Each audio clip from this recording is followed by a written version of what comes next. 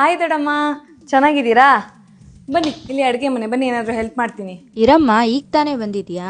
ಯಪ್ಪ, ನಿಮ್ಮ ಮನೆಗೆ ಬಂದು ಕಾಲ್ ಮೇಲೆ ಕಾಲಕ್ಕೆ ಕೂತ್ಕೊಳ್ಳೋಕ್ಕಾಗತ್ತಾ? ನನ್ಗೆ ಹಂಗೆಲ್ಲ ಸೋಂಬೇರಿ ಥರ ಇರೋಕ್ಕಾಗಲ್ಲ. ಸರಿ ಬನ್ನಿ, ಏನಾದರೂ ಹೆಲ್ಪ್ ಮಾಡ್ತೀನಿ. ಬನ್ನಿ ಎಲ್ಲ ಬನ್ನಿ. ರೇಖಾ ಆಂಟಿ ಅಡುಗೆ ನೋಡ್ಕೊಂಡು ಫಸ್ಟ್ ಟೈಮ್ ಸಾಂಬಾರು ಮಾಡಿದ್ದೀನಿ, ತಗೊಳ್ಳಿ ಟೇಸ್ಟ್ ಮಾಡಿ. ಪರವಾಗಿಲ್ವೇ, ಚೆನ್ನಾಗೇ ಮಾಡಿದ್ಯಾ? ನನಗಂತೂ ನಾನು ಮಾಡೋ ಅಡುಗೆ ಇಷ್ಟನೇ ಆಗಲ್ಲ, ನನಗೆ ಅಮ್ಮ ಮಾಡಿದ ಅಡುಗೆನೇ ಇಷ್ಟ. ಹುಟ್ಟಿದಿ ಸರಿ, ರಿಸಲ್ಟ್ ಎಷ್ಟು? 65%.